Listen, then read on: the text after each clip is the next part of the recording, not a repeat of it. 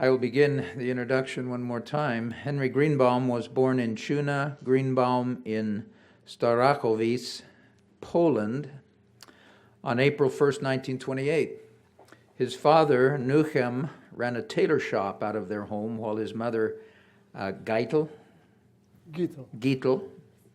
raised the family's 9 children. In the summer of 1939, rumors of an impending German invasion became rife. Shortly thereafter, his father passed away unexpectedly. 2 months later, Germany invaded Poland, and Henry and his family escaped to a nearby farm to avoid the bombings that preceded the ground invasion of their town. The family was forced to move into Starachowice ghetto in 1940 and remained there until 1942, when Henry's mother and 2 of his sisters, along with their children, were deported to Treblinka and killed. Henry and his 3 remaining sisters were selected to work in a nearby labor camp where his sisters, Chaya, and Yita, and Fege. and Fege, Chaya and Yita. In 1943, he and his last remaining sister in the camp, Fege, tried to escape. Henry was shot in the head during the attempt. When he regained consciousness, he went to look for Fege and found a cousin who tended to his wound. It was not until the next morning's roll call that he learned that she had been killed in the escape attempt.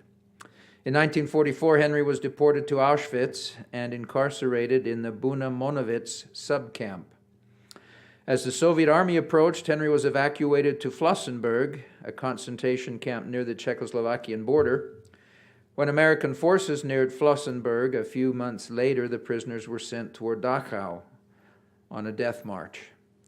Henry was liberated at Nürnberg vom Wald on April 25th, 1945, by United States soldiers from the 11th Armored Division. Of his immediate family, only Henry, his 2 brothers, and his sister Dina survived the Holocaust. Henry and his wife Shirley settled in Bethesda, Maryland. They have 4 children, 12 grandchildren, and 4 great-grandchildren. Today, Henry serves as a volunteer at the United States Holocaust Memorial Museum, sharing his story with visitors. Mr. Greenbaum. Thank you so much. Thank you very much. Thank you.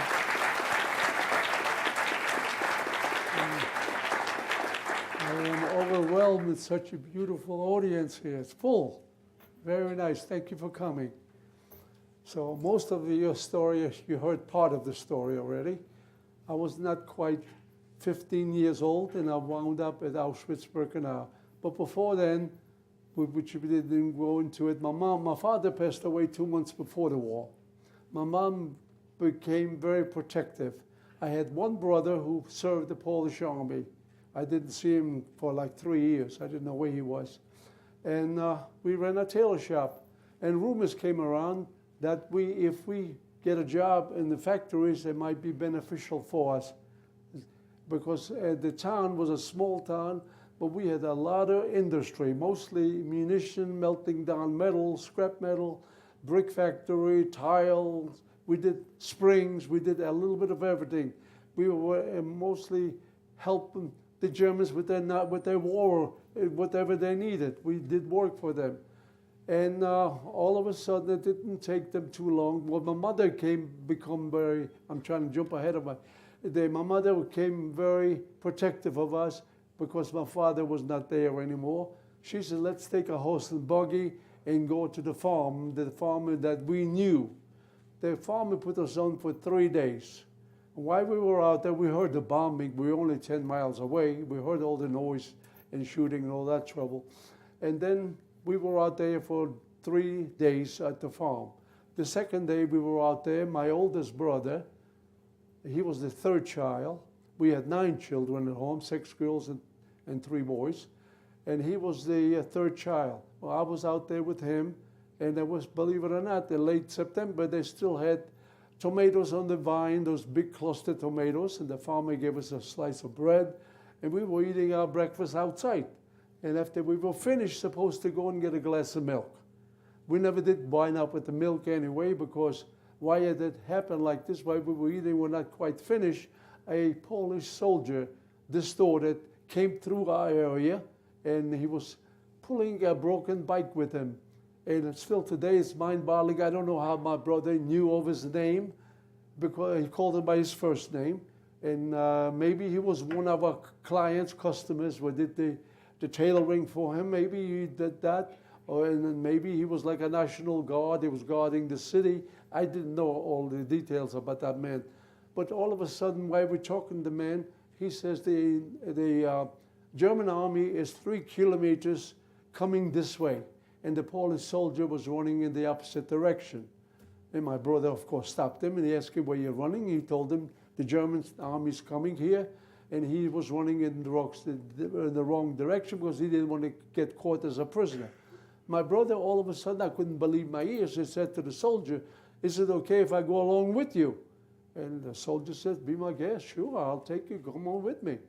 And they ran. I don't know where they ran, and I followed about a couple miles. I followed them, hiding behind bushes. Every time I would stick my head out, go back to your mother, go back to your mother. He didn't want to put up with me. I was a 12-year-old, not quite 12 years old yet. It might be too much bother for him.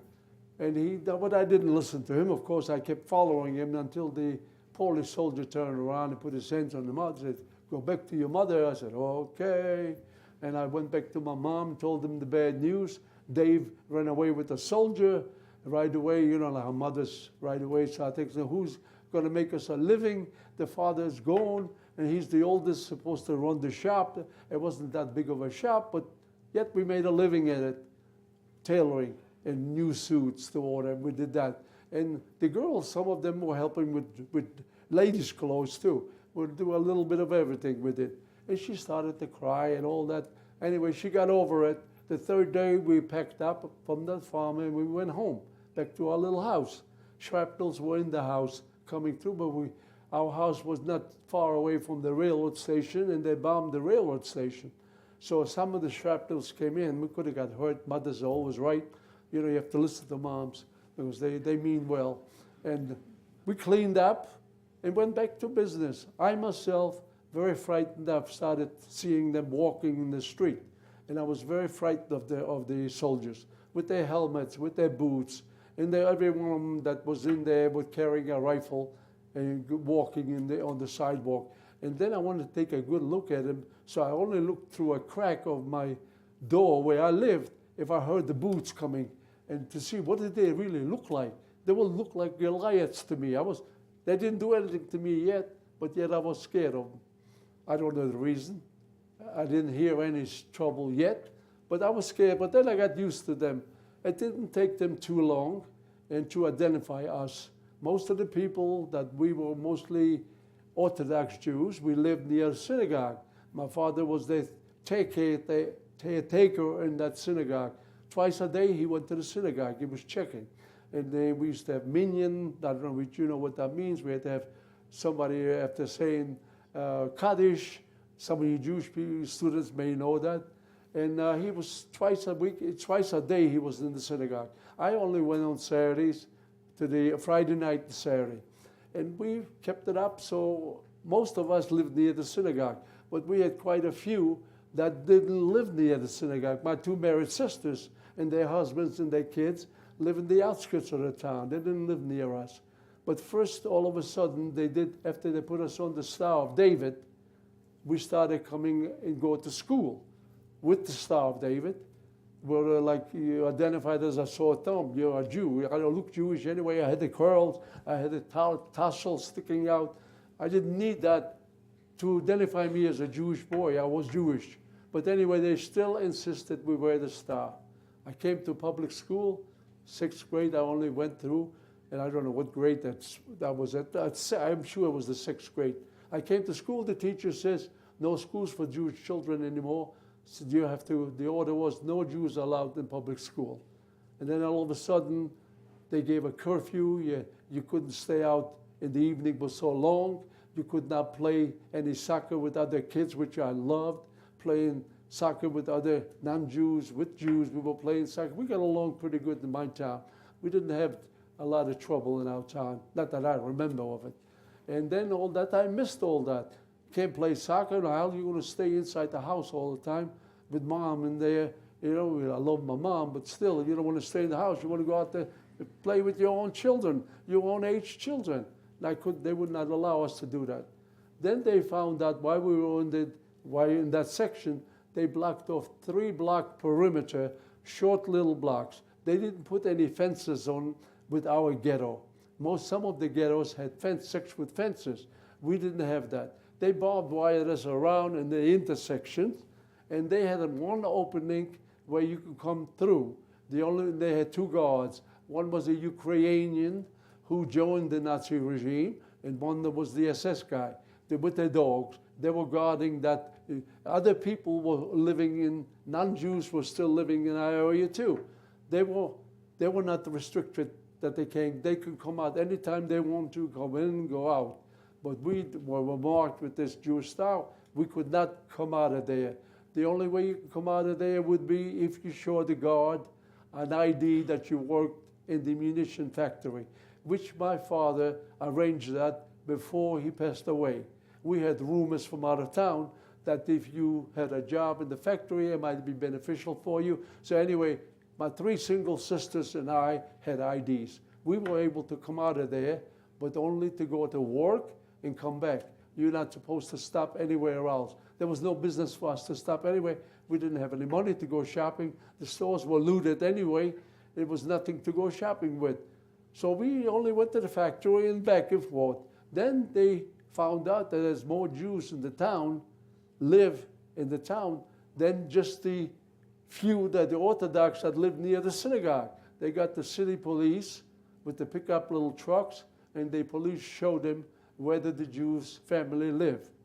My sister, like I say, 2 of my sisters lived in the outskirts of the town. I think it was the Einsatzgruppen, the pickup little truck. They would, in translation, the killing unit. They would come, and the policeman would show them this is a Jewish house. They would break the door down. They didn't knock lightly. Excuse me, you have to come out. No way. You just loved chaos. They broke the door down with the rifle butts, and the dogs would bark, just causing chaos, excitement. Well, you can't ask questions where you're taking me. So you grab what you can. First you grab your children, of course, and then whatever, if you have any valuables, you grab.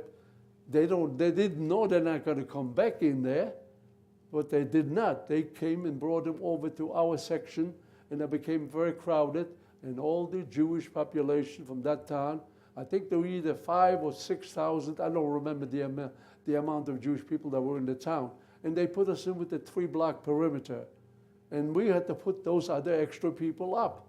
Well, of course, my sisters, they came. We had to put them up. We already had a lot of children in our house, but then cousins or friends, everybody put something else. We helped one another. And we were stuck in that slave labor camp for 2 years, from 1940 to October 42. We were stuck in the ghetto area. We could not leave. And then all of a sudden, in the ghetto was one good thing. The family was intact together.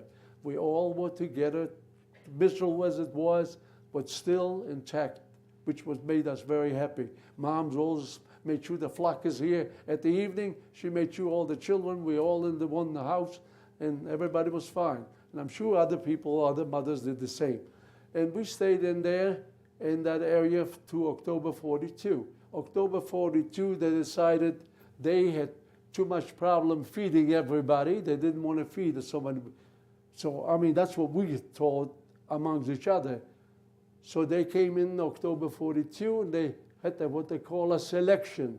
Selection means they didn't let anybody go to work that day. The 3 shifts, we usually from 7 to 3, from 3 to 11, and then 1 week was from 11 to 7 in the morning. They didn't let the 3 shift of the Jews go out that night. Everybody was in the ghetto area. They brought in extra soldiers, the SS guys and the Ukrainians with their dogs. They came in to help. And they chased us out of the ghetto area to a more open field. At the open field, they were sitting, I don't know how many were sitting at like a table, long table, and they were directing traffic. I'll give you the scenario or the picture of my family. I walked up with my mom, my 5 sisters, the 2 married sisters. One of them had 3 little girls, and one of them had 2 boys. One sister gave up the child to go with grandma. That's how, because Rachel, the older girl, only had 2 little girls. But Fagin already had a job in the factories, ID. She showed them the ID. They went over to the opposite side. She could not take that little child with her, so she yelled to grandma. Grandma took her along with them, with the other little 3, 4 cousins and their aunt. And we didn't know the children. We all didn't know where to take them. We thought they're going to take him to a place where they don't need to work hard, because they picked people like pregnant women, women with children, women who just gave childbirth, handicapped people, at the end, and older people. And at the end of the day, we were in the late afternoon separated already. My mom, I was 5 feet away from her. She didn't give me a hug. I was a baby. I was a baby in the family. All she wanted to do is come over and give me a hug. And they stayed with the rifles and they chased her back. You can't go there. So my mom yelled over to my sisters, take care of your little brother. And that's the last time I saw them.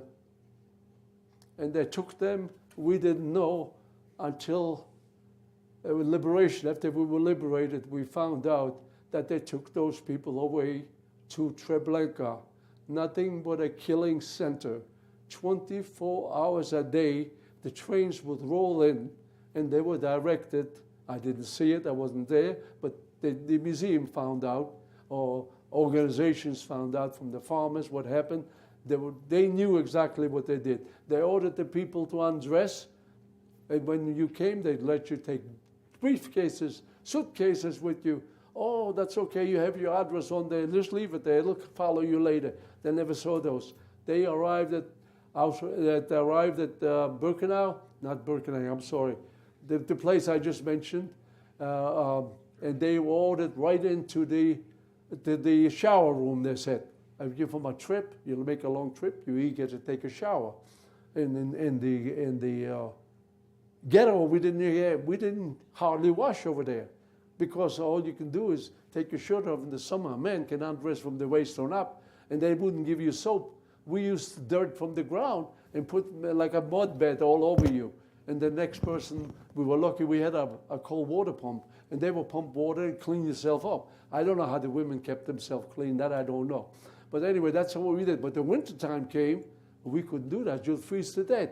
So we never washed, and we all got dirty, filthy, and we stayed in there. So I say, when these people arrived at Treblinka, we get to take a shower, and I'm sure they took the children with them into the shower, hopefully to get cleaned up. Instead, the gas they had to put up with, and all of them never came out of the shower room alive, all of them. Every 24 hours, so that shows you how many people they murdered that way. And we were not aware of that. Until after the war, we were looking for them, and the people would say, don't look for them, they were murdered in Treblinka. And that's all I knew. That day I lost my mom, my 2 married sisters, 3 little nieces, and 2 nephews. And then they turned around to us after they took those people away from us. They turned around to us, the working group, and they also able-bodied people who were able-bodied. They chose them. They were not attached with children. They wanted some workers with them. So they saved quite a few of them, and they put them over to our side. And then they chased us past the ghetto area for 6 kilometers uphill. And we couldn't understand why they didn't let us into the ghetto area. Because some people left things in there. So whatever was left in the ghetto stayed in the ghetto. We could not go back in there to retrieve anything. I don't know if anybody had anything or you took it with you, that I can't answer. But all I know is after chasing us for 6 kilometers uphill, we finally arrived at our destination. And we as kids never went up to it was called Mayuvka, a place, a section, on the top of a stone quarry.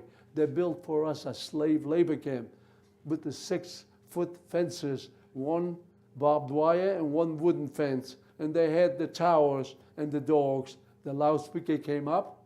Before you enter this camp here, you must empty all your pockets, all your belongings, all your valuables, money, jewelry. You cannot come through this gate with anything valuable, because we'll kill you. Like this. And then everybody obeyed. Nobody got killed that day.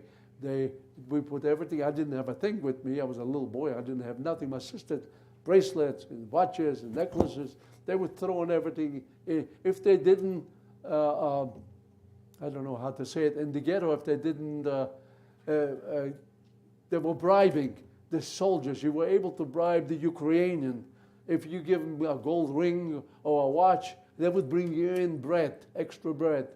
And they got to a point where they would change the guards so often, and you got sick and tired. You know, you had nothing left to bargain with anymore, because they changed the guards all the time.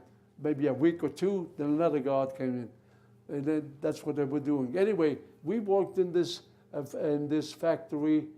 I would say September of '39. Already had a job, and we stayed in there until October '42. And after this, the selection started, they took them away. We went back into the ghetto, to the slave labor camp. And then we finally got introduced to a barrack, what a barrack looks like. We were not aware of what it looks like. Just a wooden shack on stilts. And there were so many allowed in there. I don't know, maybe 100 people per barrack. I don't know, I remember the count that they had. But they had one soldier at the barrack and one at the gate. And they gave each other signals. If it was full capacity, they gave each other a signal. They went over to the next barrack, separated the women from the men. Our barrack, they took us in. They did furnish us with a 3-foot-long little blanket rolled up. Every camp I went to, they all gave us a little blanket. That day, we used the blanket. Maybe we used it in other camps too. But the blanket was used not to cover yourself up. We were using it as a pillow, because a piece of board was sticking out, and how can you lay your head on a board? You know, and you can only sleep on your side. But they put 3 people into a bunk, 75 inches wide. That's how we slept together, in our clothes. So we didn't need the blanket to cover ourselves up. We used it as a pillow. And we stayed in there, in our place, for 1 more year. We stayed in the slave labor camp. And while we were there, the year was not quite finished yet. We came down from the dirt, from the filth and the lice. We came down with typhoid epidemic broke out. Very sickness, very catching sickness. If one catches it, for sure the next one would get it constantly. And the epidemic came out, and everybody got sick. Now, if you got sick, there was high fever, low fever, middle fever. I don't know what it was. I came down with low fever. I went to work every day. One of my little sisters, 2 years older than I was, she died of typhoid. And then the middle sister, Chaya, I came back from the night shift, and they wouldn't let the night shift in first until they send out the day shift first. And they're always in the front of your barrack. You belong to that barrack, you stay in the front of the barrack. And they counted to see, make sure that everybody's outside. And if you were missing, they went inside the barrack looking for you. First, they let the dogs go underneath the stilts, down to look for you in case they're hiding. But these people, these men that I was with, they could not get out of the bunk because they had high fever. There's no way they could stand on their feet. And this Ansatz group of the killers, they took them out on the pickup little truck. And then after that, they sent us off to work after they filled up the truck with all the sick people. Not just one barrack got sick, all the other barracks. They always had either 5, 10 that got sick. They could not line up for work. And then later on, they sent us out to work and they calmed down. But if you had that sickness, it only took 10 days if they leave you alone. So you get over it, and without medication, you would come out all right with it. But they could not wait that. They couldn't wait to kill you. So that was the excuse. And then where did they take? The truck was taking those sick people out to the outskirts of the town. And as soon as we were put down the Yellow Star of David, they were grabbing us in the street to dig trenches in the outskirts of the town. They told us those trenches were for tanks to fall in. The war was still going on in zigzag shape. But they knew what they were doing. There was no gas chambers where I come from, my town. They didn't have any gas chambers or cremation. And people were only hung and shot. And they had to be buried. They didn't bury each one separately. They took them on like 10, 15 of them in one grave. If that ditch, I call it ditch, it's a grave, they covered it up. And they went to the next one. And they counted, I don't know how many passed away that day, how many they murdered from the typhoid, that I don't know. But I lost 2 of my sisters that way. The oldest one, low fever, she went to work too, and she became a seamstress all of a sudden. The German army was looking for volunteer tailors to work on their uniforms. So the tailors were picked, whoever had experience. They had like 100 tailors, and they had extra jobs to work on the high-ranking officer uniforms. And they were doing their work, and people were still, eventually, that sickness, that typhoid wore itself off eventually.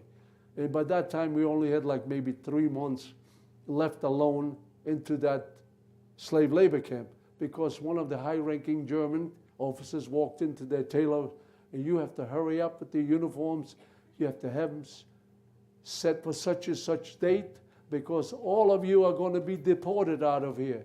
Well, these tailors didn't like what they heard. They said they're probably going to kill us now, because we helped them along with the war machinery, with everything. Everything that even the non-Jews did, we did too. But they at least paid them, we didn't pay us. They got a slice of bread in the morning, in a little black imitation coffee, and then when you come back from the factories, they gave you cabbage water, cabbage soup. You could not find a leaf of cabbage. So they didn't spend too much on us for working for them. But yet they decided they wanted to get rid of us. So the tailors thought they were going to kill us. But they didn't do that yet. So what happened one day, they came when the high-ranking officer said that we are going to be deported. So the first thing they didn't let us go anybody to work. They kept us all in one area in that slave labor camp. And they brought in extra soldiers and extra dogs, and they chased us out of this slave labor camp to get on the trucks and then go to the railroad yard. And they put us in those freight cars, I don't know, maybe 75 people to a car. No water, no bathroom. For 3 days we were traveling. We were not priority transport. When any train came through with the German civilian, we had to stop and let them go through. So we were like a slow boat to China. They didn't care, slower the better, because a lot of people die on the road. And we had 3 dead people in our car. We didn't know that until we were unloading. We finally, on the 3rd day in the afternoon, we finally arrived at Auschwitz Birkenau. They opened up the doors on the wagons, on the freight cars, and the uniform guys, they said, I hate to say, they were good looking. You think they were angels. Such a clean uniform, their shoes were shined, they were well dressed, but they're nothing but killers, that's all they were. They opened the doors out on the wagons, and they ordered us out. And right away, again, another selection as you came off the train. Left, right, left, right. Half of them, they murdered that night. We were told by the inmates who were there before. Your friends that you came with, they're already in heaven.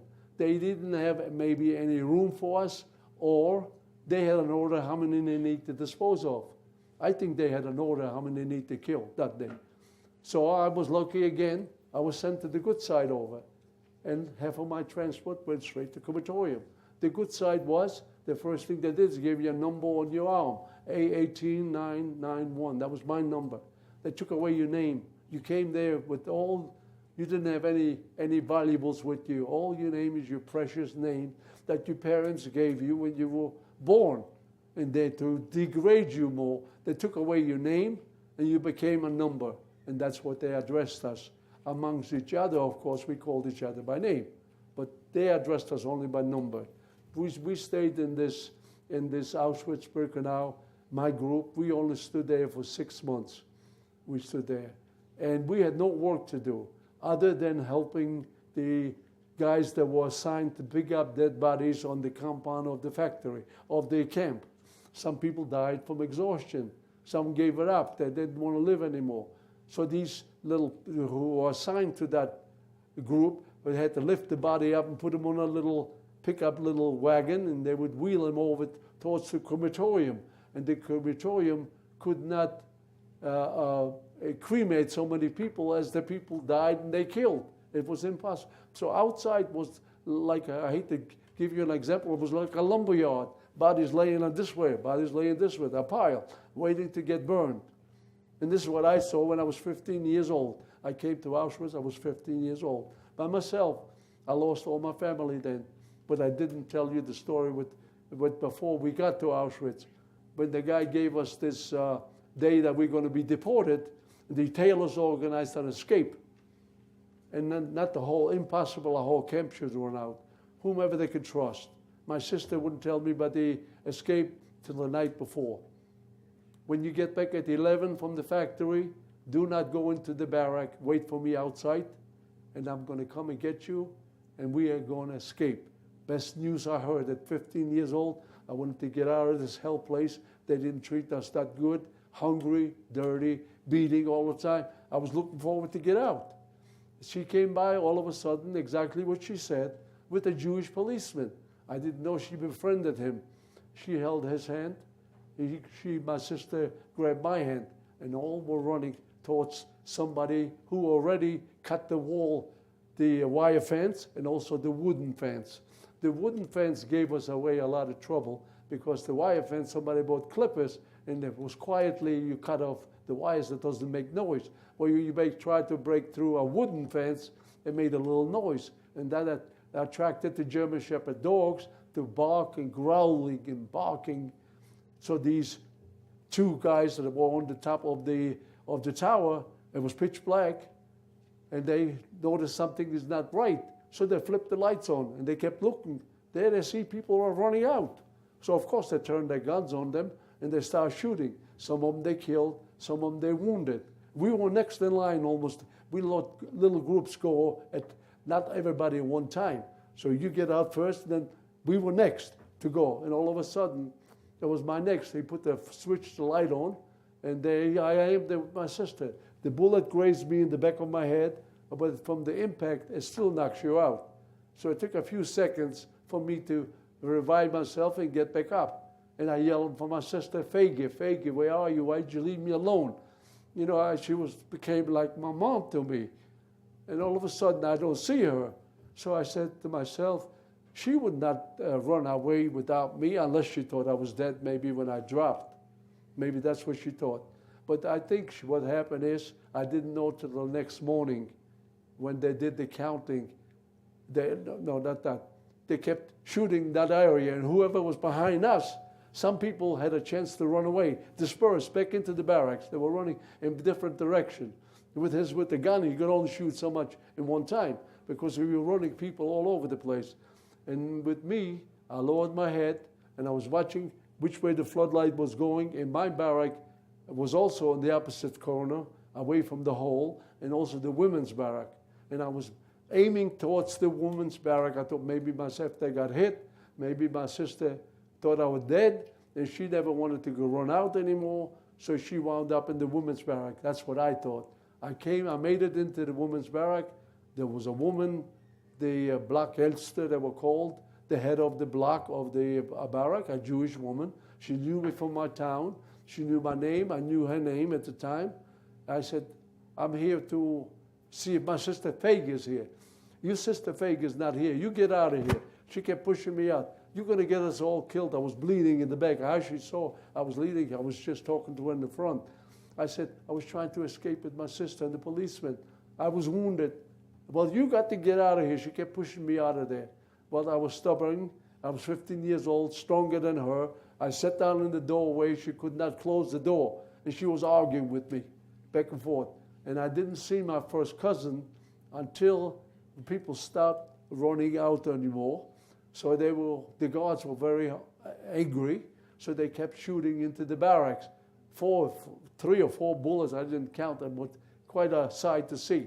Into the women's barrack. Wood cannot stop a bullet.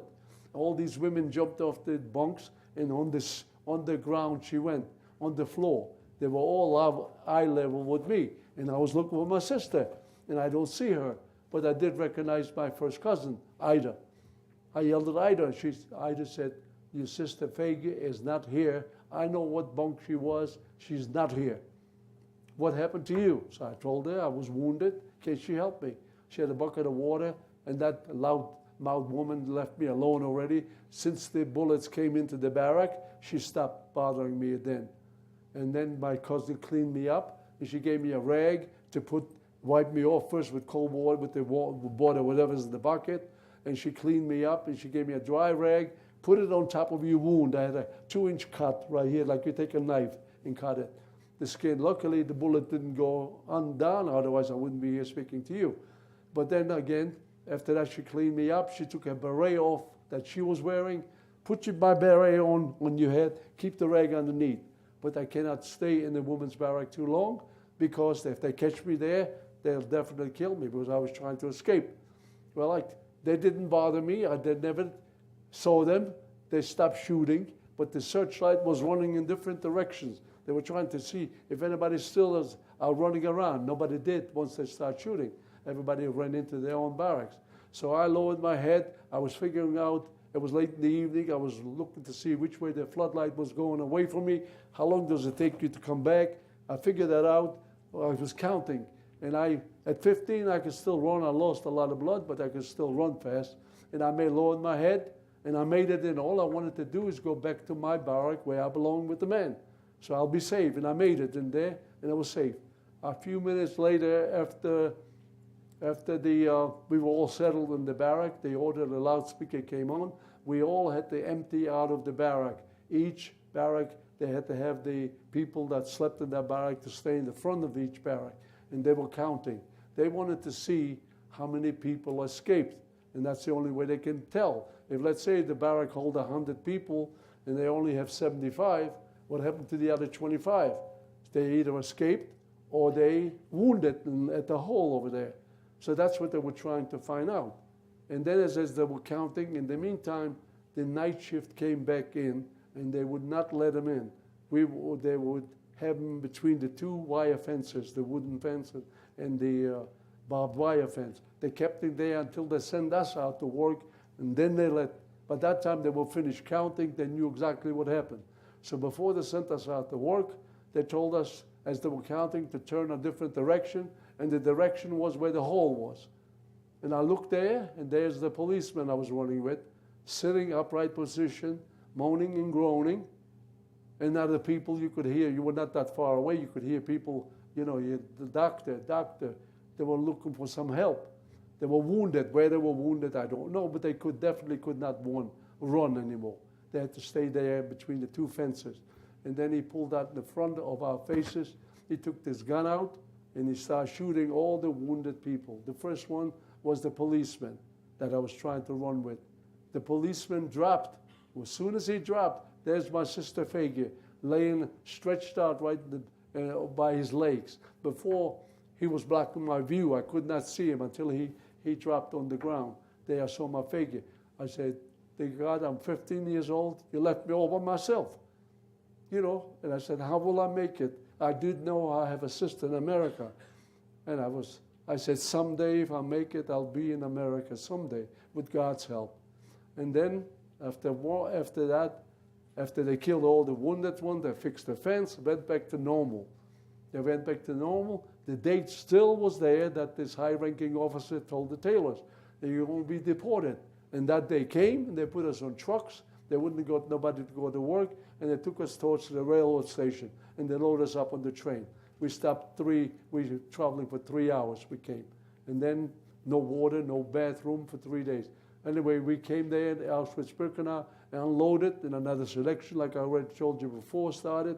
And I was the lucky one. And then after the tattoo number, they gave you a haircut. The haircut was done by Jewish barbers. They were standing, each one on a chair with a hand clipper. He noticed the wound on my head, and he asked me, but I was not afraid of him. I was talking to him in Jewish. I said I was trying to escape with my sister and the policeman. They were killed, and I was wounded. And he could not talk to you too long because they were watching to see how he behaves. Does he cut hair? And the next in line.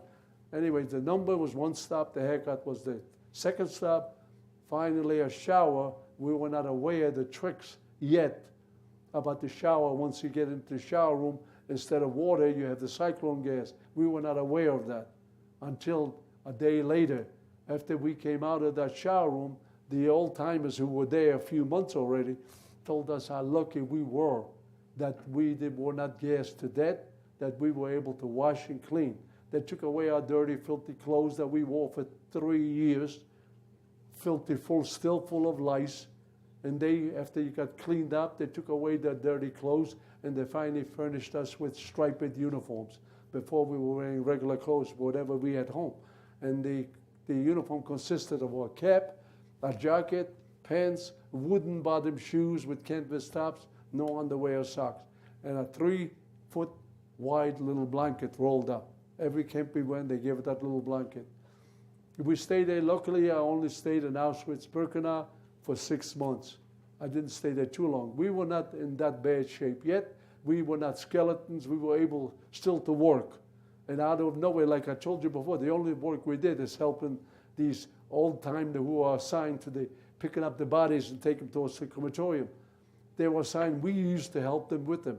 And also alone, that's why we were sewing this lumberyard with the bodies just laying, waiting for cremation. And so we were there like for 6 months. And then out of nowhere, a German civilian man came in with 2 guards and the dogs, and they came right at our barrack, and they ordered us out of the barrack to stay in the front of the Arab, and not 3 in the row, but scattered like in a circle, so it would be so he could look at you very good. And the civilian German would point at you, and that means you come over here where he is. He took, I think, either 50 or 75 hours out of us, maybe 50, I can't remember the count. He took us, and we didn't know where he was taking. You can't ask questions.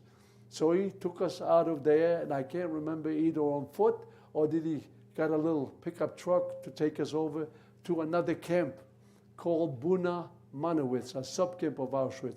Auschwitz consisted of 3. Auschwitz 1, Birkenau 2, Buna Manowitz is 3. And if you read the book called Night by Elie Wiesel, he was there at the time at Buna Manowitz. Not at the same time that we were there, but I remember reading in the book that he came out of Buna Manowitz. Anyway, that man sort of saved our lives, 50 of us. He took us out of there from Auschwitz Birkenau and he put us Buna Manowitz. And that man was either a manager or either the owner, I think he was a manager, or the chemical company called IG Farben. Initial I and G as in good, and then Farben, F-A-R-B-E-N or B-I-N.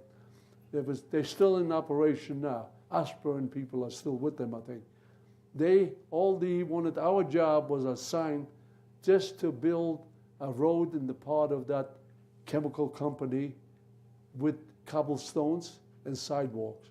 And that was our job. And it was already 1945. The war was starting already to end. The American army was already fighting Nazis already. Out of nowhere, we see airplanes flying overhead, and the siren is blowing. An IG factory, all the non-Jews were able to run to a bunker, including the guards, including the dogs. We had to be outside, and also the capo that was watching us, he had to stay with us outside. And all of a sudden, the American Air Force is here, and they started to bomb. They bombed only the rail leading into IG factory, so they couldn't receive any supply, shoot out any supplies. And then they came back more aggressive. We never got into the bunker, never. And then after that, they got more aggressive, the Air Force. They finally locked out the whole IG factory. All our work was for nothing, torn upside down, including the rail system and everything else. They put us on the trucks. They took us to the railway station, and we traveled. A few days, we didn't know where we were going. Some of the women were traveling in half cars, open cars already. I guess because the war was already ending. And then we were traveling all the way to Austria, Czechoslovakia. We stopped trains at stations, different stations, and they were taking us to Bavaria, Germany. And they're traveling on trains. And the Air Force, thank God, they came, and they were constantly attacking the rail. And we came to one spot that was called Schwarz Field. I don't know how to translate. Schwarz means dark. Field means a field. It's a dark field. That's what it meant. And they were attacking that convoy, us, with the trains. And they were knocked the heck out of the locomotive to pieces. And that transport, they had a car full of SS guys were in the car, traveling with us. But they were a separate car, living it up. You know, you could hear the screams, or they were yelling at each other. They probably were drunk.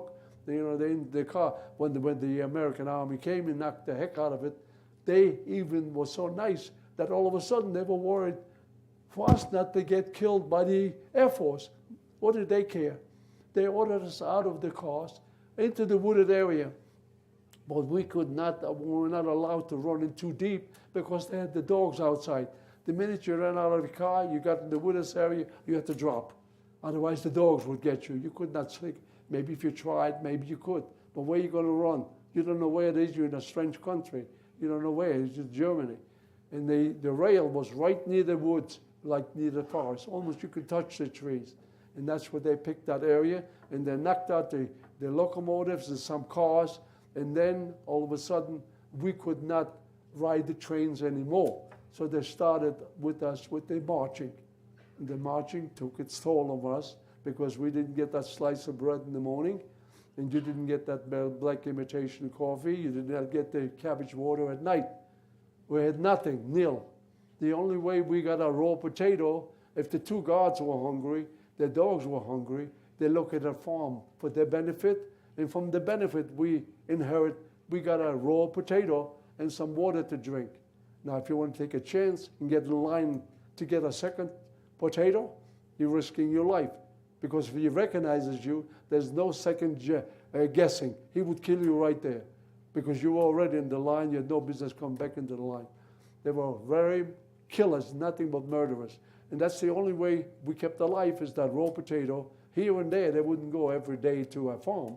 When they were hungry, they ran out of supplies, they would make sure they go to the farm. And then all we were eating is sometimes leaves that dropped from the bushes in the late, by March, there were already no leaves on, or February, there were no leaves on the bushes anymore. The brown leaves became brown. They were laying on the bottom. And we were so hungry, we would take the leaves and put it in our mouths and kept chewing them up, drinking the water out of the creek to wash it down. And then the only way we got is the raw potato. Anyway, we were marching from, I would say, the middle of February or the end of February to the 24th of April, 1945. We saw something happen, a lot of flying, low plane flying, but we did not know who the planes are. We thought it was the German planes. But while we were in in the IG factory, working on the road, and when the bombs came down, we ran across, well, I forgot, I'm trying to memorize everything. There were 8 or 10 British war prisoners, dressed in their uniforms, clean, really, like they were on vacation. They told us, don't give up, don't give up. This is the American Air Force bombing. They were not allowed into the bunker either. So they told us, all we have to do is drop. When we heard a whistle, the release of the bomb, for us to dive like a swimming pool diving on the top of the sand. And we lay there until the bombardment stops, and then we went back to our work. But anyway, I didn't tell you that, so I backed up. But anyway, so then the 24th of April, 1945, we wound up still on the farm. This time, they didn't let us sleep outside. They put us into the silo. All of a sudden, we got a roof over our head. From the April showers, our striped uniform was soaking wet. And all of a sudden, they let us into the silo. The first thing we got in is took our clothes off. We were like a rag doll. We took our clothes off and wringed them out, laid them down on the hay. And in there, they had sheep, and also goats were in there. It was very nice and warm there. Without clothes, it was very comfortable. We dried out, rested out. They gave us a raw potatoes going into the silo, and then in the morning, they woke us up on the 25th, and woke us up early in the morning, before even daylight, and we only marched for 2 hours that day. And they put us near a wooded area. Not so much in the woods, you were more outside the woods than inside the wood. We saw the convoys going on the highway, heavy artillery pieces. We didn't know who this army was. We thought they were Germans. We didn't know. The airplanes were coming overhead. We didn't know. And if the British wouldn't tell us about the IG factory, that this is American planes, don't give up. But we never gave up. I never gave up. I had a sister in America. God, I said I had faith in God that someday I'll be in America. Although I lost part of my family anyway, but I made it. Anyway, they marched us for 2 hours, and all of a sudden, while we're sitting at the edge of the forest, our 2 guards and the 2 dogs snuck away from us. They could have killed every one of us very easily, but they were afraid to shoot the gun because the American army was just a block away, maybe 2 blocks. And when you fire a rifle, it makes a whole lot of noise. And they didn't want to kill us that way and give themselves away. So they decided to sneak away. They got into a farm, and they changed their clothes from uniform to civilian clothes, and just another German. And then all of a sudden, we're still sitting there with anticipation, and what's going to happen to us? We had no guards. Anybody can come and kill us now, although they were the first that could kill us, and they didn't. And all of a sudden, while we're sitting there and thinking what could happen and what will it happen, a tank took off from the main highway towards us. And we said, for sure, they're going to kill us now, for sure. So what happened? God sent us down an American tank, came off the main highway, and he stopped 5 feet away from us. The hatch opened up in the tank, a tight squeeze. He stuck himself out like a genie come out of a bottle. It was a very tight squeeze in there. He was blonde hair, crew cut he had, in America written here. And somebody probably spoke English in my group because he put his hands on the mouth. He said, we are Americans and all of you are free. I still get electricity running through my body now when I came to that point because that was the best time of my life. All of a sudden, I'm 15 years old. Someone tells me I'm free. Thank you, God. But why did it take you so long? I started complaining. Before I was praying to God every day by day. I said, save me another day. You can only play a day ahead. I said, someday I'll be in America with my sister. And I was liberated April the 25th, 1945 at the age of 17. And they tell me I weighed 75 pounds. So I was nothing but a skeleton at that age. And we all, bones. So the guard, the one with the tank, told us to line up behind the tank. He took us by the forest, and he took us across an empty field, across the highway, and into a farm. At the farm, one soldier, American soldier, opened the door, and the next one for us to go in. But we didn't pay attention to the 2 soldiers at all. We didn't think there's going to be food inside. We didn't have any food for 5 years. All of a sudden, you're going to have food in there. We saw mighty appetizing stuff outside the farmer's house. He had 3 big pails with potato peelings. And we got on our hands and knees, never looked at the soldier that opened the door up. We concentrate only on the peelings with the white flour. You didn't even have a spoon. We had a spoon, never took it off. For my pants, it was all tied up. The 5 years I was there, I never took the spoon. They never gave you any food to eat with a spoon. Anyway, we got on hands and knees and cleaned off those potato peelings, and we wanted a lot of water to drink. Then we went in. We come inside, we looked, and then we looked at each other and said, oh my God, why did we eat this peelings? They had a table full of food, normal food. And people were there liberated the night before. But guess what? They were all sick of dogs. That good food, they either didn't agree with their stomachs or they overate. The peelings didn't hurt us. All we wanted to do was drink water. And those 2, and they were screaming, doctor, doctor, doctor. What they were sick about, mostly stomach problem. Maybe their stomach couldn't agree with the good food, or maybe they overate. Who knows? I don't know what happened. But anyway, it took 3 hours for the medics to come. In those days, they're not like here. You punch a little thing in 2 seconds. They know what you see. You see each other. There took 3 hours for the medics to come, and the medics came and they gave out medication to every sick one. And then I showed them the wound on my head. I had a scab on it, but underneath it was all full of pus, whatever they call it. It didn't look good, but the hair covered it all up. They never saw me being wounded. When the soldier gave me a sign like this, I didn't know what it meant, but he came over with the shaved part of my area where my hole was, where my wound was, and then he gave me medication. He put a bandage on there. 3 months later, all I had was a scar because I was in a human being's hands and not these killers. If these killers would ever saw this on my head, I wouldn't be here talking to you. So I want to thank you It's a beautiful audience. I didn't expect that many people, but thank you so much for coming to listen to me. Really, I very much, so I could not believe that that many people will be here.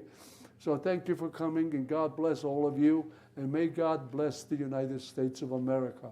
Thank you very much. Thank you, thank you.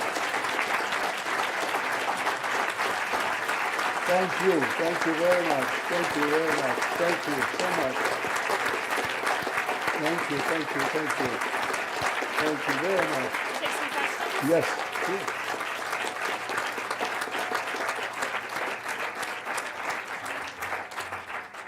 We'll open the floor up to questions. If anyone has any questions for Henry, please come up to the microphone, and I might repeat it for him just so everyone can hear. Please come to the microphone.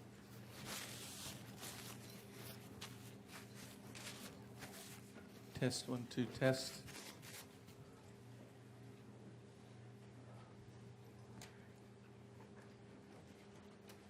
Henry, I have a question. Oh, yes, sir. Can you hear me? Can you hear me? Yes. Okay. My question is, do you harbor any anger? In our culture, forgiveness is a big thing. Do you, how did you find it in your heart to forgive or not be angry the rest of your life? I'm not angry the rest of my life, but I will never forgive them. The German population, labor-born, after that murdering, I have nothing against them. It wasn't their fault. But their great-grandparents, or grandpas, or grandmas, whatever, they stood by and let it happen. Those I will not forgive. I'm sorry. The only ones that they forgive is the ones that they merited, but they are dead. They can't be, and I will not forgive them for that. But I have nothing against the German people. We're born after that. Young people, we have teachers sometimes at the museum. They go see they see the exhibits. They come down and they ask, "Do you have any survivors in here in the Holocaust Museum?" And we usually sit there, two of us, at the desk. It's called donors desk and membership desk. People come with groups. They come around, and children your age. I was your age. I spent my life from 12 until 17. And he said, "You get an education," and I had all these terrible things to see. And that was all in my mind. I saw enough. At 15 years old, I had no business seeing all that. I was a child. But still, you guys complaining a little bit too much homework. Believe me, do the homework. I don't care if you stay up all night long. Do the homework.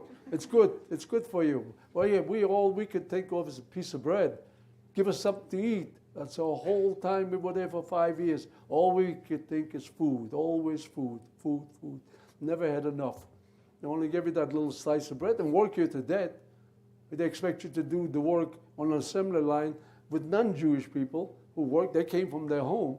They ate 3 meals a day, and they gave them a soup in the factory at 12 o'clock. And all we were doing amongst each other, fighting over the containers of the soup.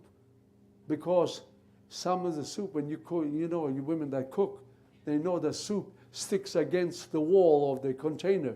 And we had scrapes. So we had to fight over it to clean those 5 containers out, because you can make yourself a good meal out of it. Scrape it in there and just with the hand and just eat it. That's the only soup that we got in there, unless you waited for the evening to get that cabbage water. And those people, but then again, we had to perform the same way as the non-Jews did. We had to work. Hi. So during your talk, I was thinking of in the book Night by Elie Wiesel. Can you hear? Mm-hmm. Okay. Can you hear me? Speak a little louder if possible. Okay. Can we turn this mic up a little, please? Hello? Okay. So I was wondering how your experience during the Holocaust and in the concentration camps affected your relationship with your Jewish faith and with God. And because in the book Night, you read about Elie Wiesel's own relationship with God. He writes about that. And I just was curious, how did your experiences in the camps challenge your spirituality or deepen it, or just what was your experience? How did your experiences in the camp affect your Jewish faith? My Jewish faith? Yeah. I never lost faith in God. That's what sustained me. I had faith in God. That's the only one I could talk to. You couldn't talk to the guards. Amongst each other, we could talk each other out of troubles we had. But God, I said, every day we could only pray a day at a time. Please save me that day. And the next day you made it, you went to sleep, you say, save me another day, and another day, only by day, only by day. And we did. My sisters were, of course, and my mom were not that lucky. They were murdered right at a young age. I at least survived, I think. And then I had a brother. By the way, he's 103 years old now. He's still alive, the third child. The one that ran away with the soldier. He made it to America. He came here in 1941. He escaped from Poland to Lithuania. And in Lithuania, I don't know if any of you are aware of that, they had a Japanese ambassador. His name was Shukoharo. I don't know, was that the first name or last name? He was helping the extra Hasidic Jews with false passport, and they sent them to Manchuria. And from Manchuria, whoever claimed them, they called their families. My sister sent papers for him, and my brother came here to America just two months before Pearl Harbor. In 1941 he came. So he was safe, but I didn't know where he was. When I came to New York with the other brother that I met in the Polish army, I met him through a cousin. In fact, that same cousin who helped me with the bleeding. She all of a sudden says, I'm going to Poland. I was looking in different places for my family. I went to Bergen-Belsen. And Bergen-Belsen was liberated by the British. The British told me I could only stay 3 days. I said, sir, I only want 1 day here because I didn't want to be there with them because I thought I'd get hooked up with the British. I won't be able to come to America. I won't be called a displaced person anymore. So that was in my head. But anyway, while I was there in Bergen-Belsen, I ran to my cousin, Ida. She said, I'm going to Poland. Do you want to go with me? I said, why are you going to Poland? I'm going to look for my brother, she says. He was tangled up. The Russians got him when they occupied Poland. I think they caught him, they put him in jail. I don't know the reason why, I don't know. But anyway, she's going to go to Lodz, Poland. She heard they had there a displaced person camp in Lodz, Poland, organized by the United States. So I'm sure when it's organized by the United States, there was enough food. She went there and located her brother. Her brother knew of my brother, who was in the Polish army, who I didn't see, like maybe he was drafted in 1936. They had to serve like 3 or 4 years in the Polish army fighting the Nazis. Well, anyway, her brother knew of my brother, and they all three got together. They said that I am alive, and I'm near Frankfurt am Main, Germany, in a displaced person camp called Salzheim, organized by the United States and also by UNRWA, UNRR with the abbreviation, some organization who helped. And then it took him about 3 months, and how he came over to see me, I don't know, by boat or by plane. But what I'm trying to tell you, once we came to America together, we came to New York, and we were expecting a woman to pick us up, my sister. We never knew of the brother that he was alive. All I knew, he ran away when I was 12 years old. He ran away with a soldier. Well, they got closer to me, and I said, we all three brothers looked alike, like three musketeers. We all looked alike. The girls looked different. All of them looked different. But the three brothers, we all looked alike. And Dave was his name, and I said, Dave, well, what are you doing here? The last time I saw you, you were running away with the Polish soldier. So he started complaining and gave me the complaining, trying to put on a scale that I have a better time than he did. I said, Dave, you here? Take me to the sister's house. I said, when did you come here in 1941? I said, in 41, if you would have let me run away with you, I would have been in America in 1941. But what could I do with you? You were a little boy. You were I had hardly could take care of myself. I said, Dave, stop. Don't tell what you did, what I did. He had zero, believe me. He had no problem at all. He wouldn't go through what I went through, all these 5 camps and the ghettos and all that. No way. I don't think he would have made it. But anyway, he is 103 years old. He's still alive. Alrighty. And that's who came to pick us up. Okay. Thank you again for your discourse. Sorry, Emily, Okay. start listening because I can't hear. All right, can you hear me? Okay. So thank you again for your discourse. I just wanted to ask, so my great uncle was one of the Air Force pilots the Americans who liberated Poland. And so I have a great respect for your generation, for both the Americans and those who are survivors. It's a time in history that is being forgotten, especially among our generation. What would you suggest we do to, I guess, to remind others of the greatness of people during that time, and to help others to, I guess, perpetuate that? All Remember. we want to do as the young people or whoever it is, remember us.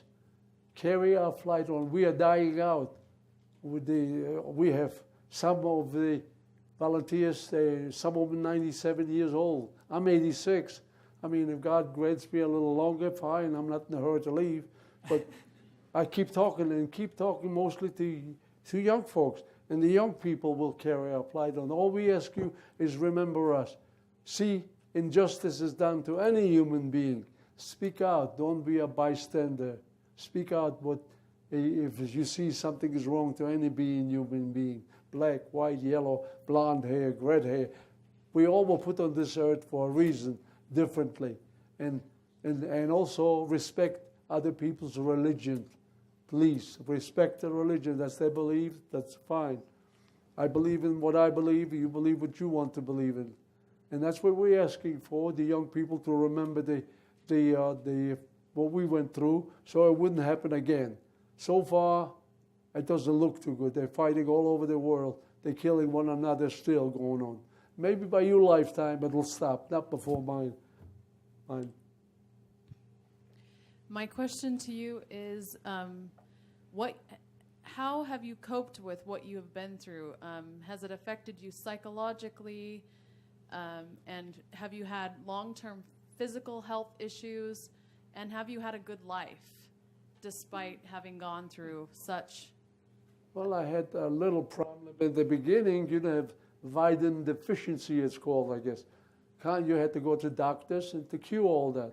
And there was a reason for us, but the diet we were on at a young age, his growing age, and to get that little piece of bread and you get a little black imitation coffee and a little bit water soup at night. What kind of food is that for a young man to grow up? So I had vitamin deficiency. I got over it with the doctor's help, of course. But lately, it's catching up, but it's mostly age because I don't walk too good. I kept on wearing all these wooden shoes and keep marching and marching and marching. Your feet can only hold so much, So if you complain to the doctor, he says, I told him, doctor, I don't walk too fast. Can you give me something? What's your hurry? Where are you going? He says, as long as you can dress in the morning. I said, yep, I'm thankful for that every day. When I can dress myself, I did all the things that you have to do when you get up, yourself with no help. I'm thankful for that. But that's the only coping that we had. Have you had... Psychologists, they sent me to a German doctor here to see high psychology. They hooked you up so many wires on the head that I couldn't find after work, I could not find my house back. It's so crazy. It was pushing buttons and registering things. I couldn't even get off the elevator even. And I told how can you remember the guy's name? I remember Dr. Gassel. He was a German Jewish doctor.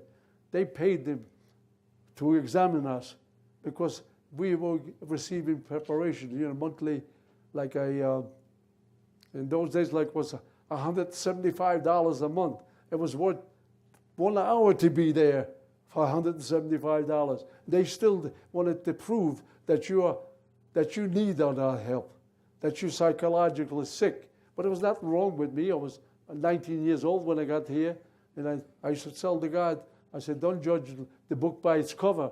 Inside I've still got plenty of trouble. But he says, no, you look normal. There's nothing wrong with you. He gave me a bill of health, but they still gave me my pension, of course. But like I say, one day, 1 hour, was worth what they gave you the monthly. But like I say, maybe because I was young and I was not affected psychologically. Maybe the older people might have maybe more trouble than I had. We have some survivor volunteers at the museum who got sick out of nowhere. They lose their mind. They don't recognize who it is. They don't even recognize their wives. We have the two of them, Regina and Sam Spiegel. Sam Spiegel was a strong man. He was in the roofing business when he got here. He even helped with the subway stations to build the ducts. It was doing business. All of a sudden, he lost his mind.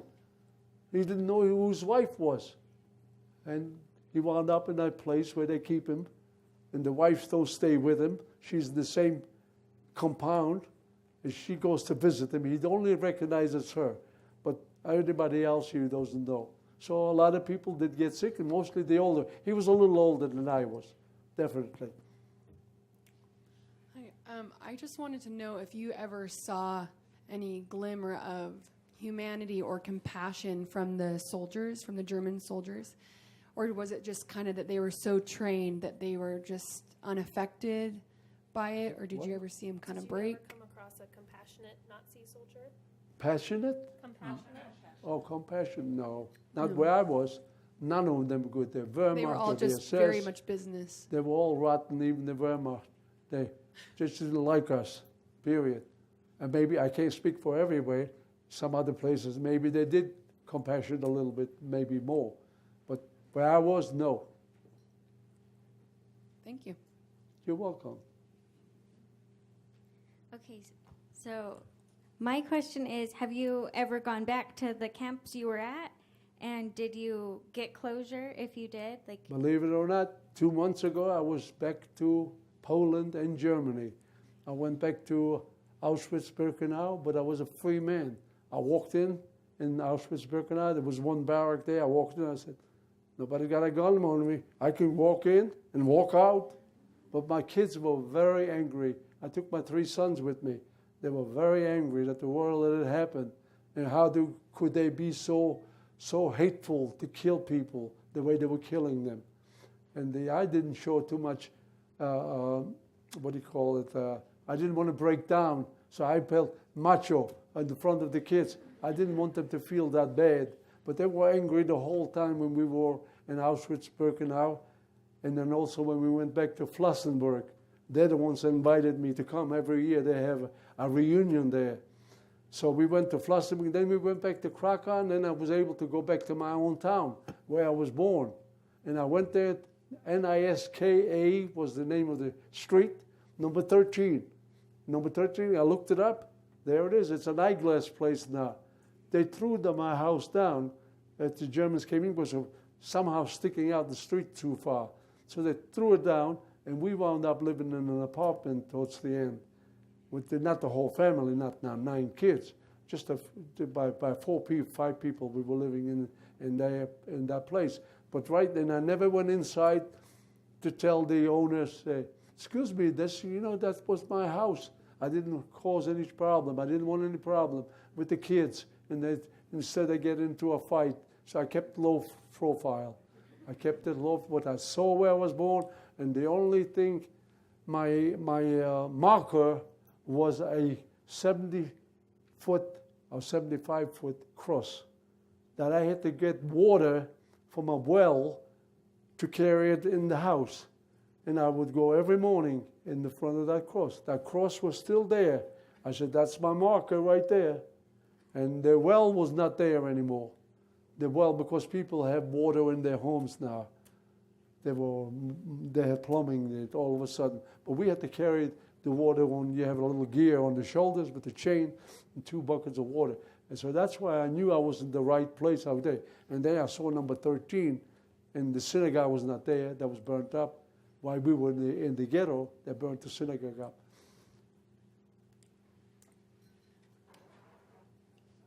This will be our last question. Okay. Can you hear me? Okay. So I just wanted to, you mentioned the moment when the German guards left you guys, and then the tank came over, and the tank opened, and the genie from the bottle came Yes. over. And he said, we are Americans. That's what they said. You are To us. free. I was just wondering if you could tell us a little bit more about your feelings at that time and your feelings Well, about America? And All I know, we were skeletons and hugging each other and crying and happy at the same time that we finally made it. We finally made it. And we were praying to God, thank God for saving our lives. And we made it. You know, we were all skeletons, you know. But what else could you do? I couldn't dance. I couldn't lift my feet up. I was too weak. I would have danced. I said, thank God we made it. And complained, of course, to God, why did it take you so long? Otherwise, I was praying to God every day, day by day, day by day. But that was the happiest time of our life. The worst time when they took my mom away, and they didn't let her go back to give me a little hug. And then the second time, the happiness was when the two soldiers said, we are Americans and all of you are free. And the word free means a lot. Here we take it for granted. It's not a freedom. You can speak whoever you want to. You can cuss out the president, and you don't get put to jail. In Europe, God forbid you say something against the government or something, you wind up getting in jail. They never saw you again. They arrest you in the middle of the night. So we have to protect our freedom. And I thank my volunteer soldiers, whoever what they call the liberators, and also the veterans. They fought the war to protect our freedom. And that's why I'm thankful for them to do that. So we have to protect our freedom, definitely here. Thank you very much. Mr. Greenbaum, on behalf of everyone, we want to thank you so much for coming. We appreciate very much, and we'll do our best to honor your heritage. And thank you so much for having me here. You had a beautiful audience here. I didn't expect that, but more the merrier. More the merrier. And thank you for coming. Thank you for coming.